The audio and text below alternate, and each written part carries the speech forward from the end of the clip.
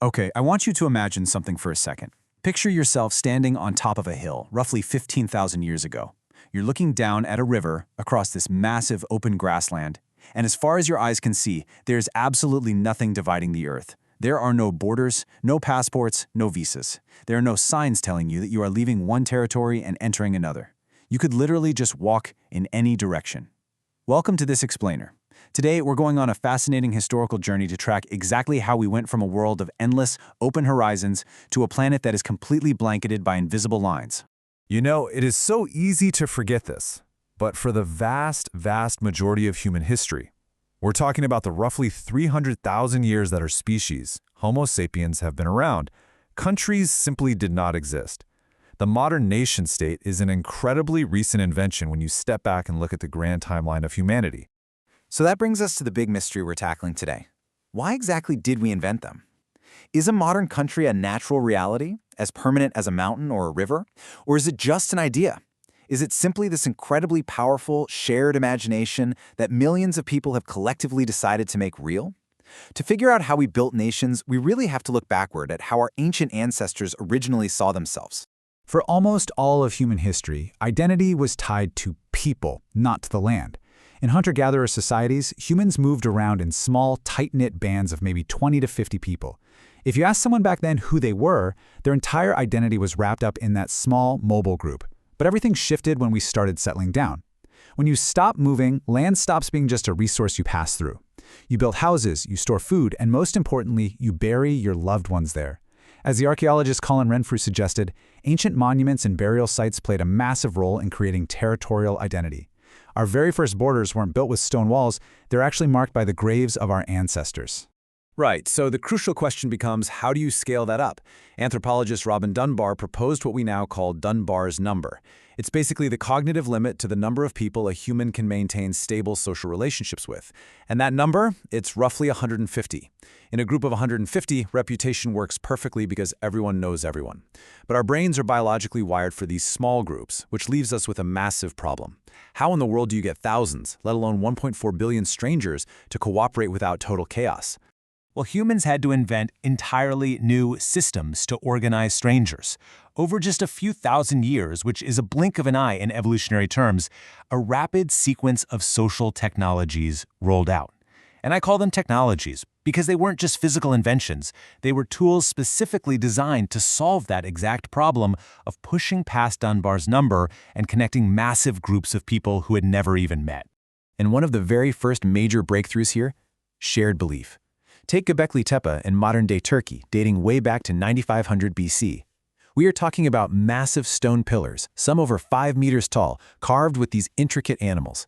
And the most mind-blowing part? This huge monumental site wasn't built by a massive farming empire, it was built by hunter-gatherers.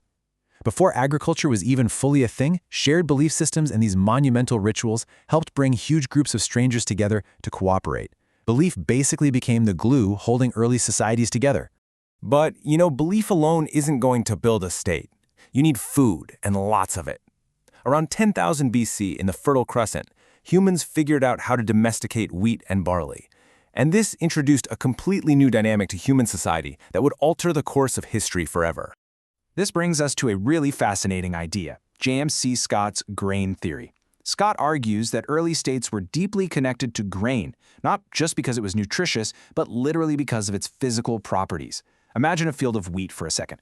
It grows above ground, it all ripens at roughly the exact same time, and it is highly visible. So if a government official comes around to collect taxes, they can easily see it, measure it, store it, and transport it.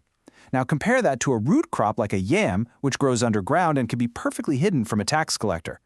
Because grain was so ridiculously easy to track and tax, it became the ultimate fuel for early centralized bureaucracy and state power. So with all these massive food surpluses, societies absolutely exploded in size, and so did their projects.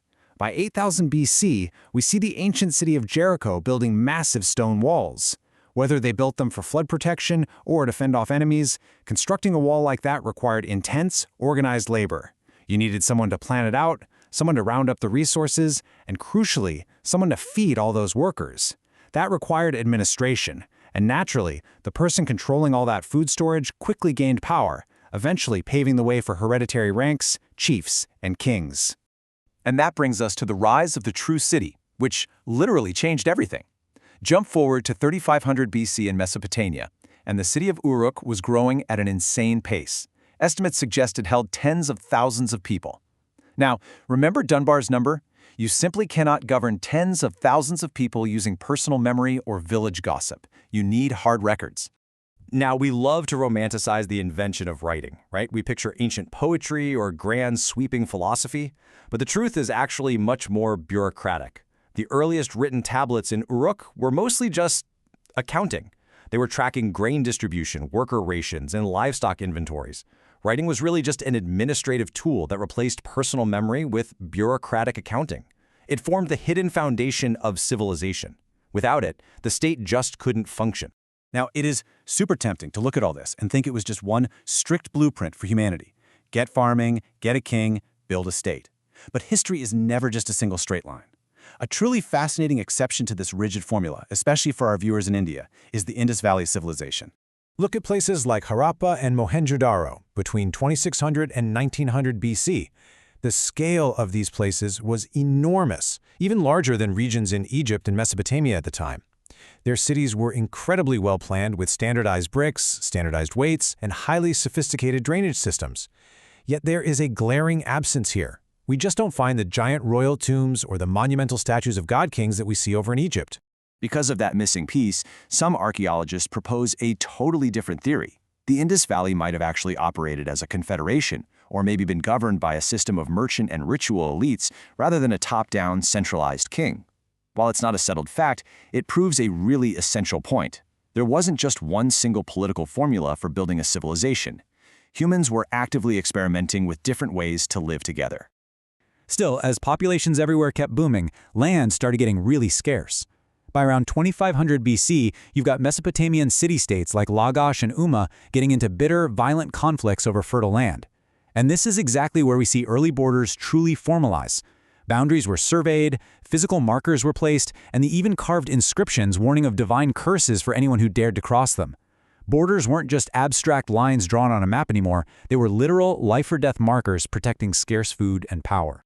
To figure out how those early conflicts basically forced small villages to mash together into massive kingdoms, we can look at anthropologist Robert Canero's circumscription theory.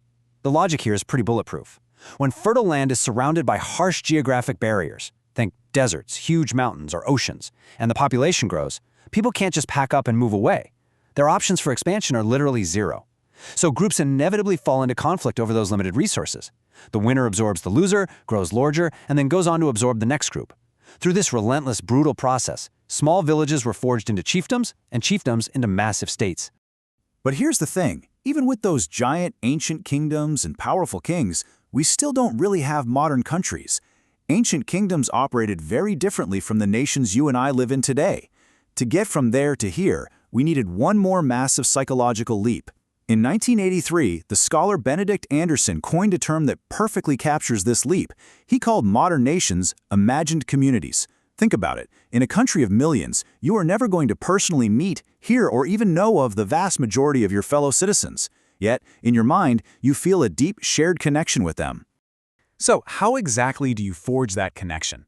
Well, an imagined community is carefully built over a long period of time. You build it on shared history, cultural symbols, and common educational institutions.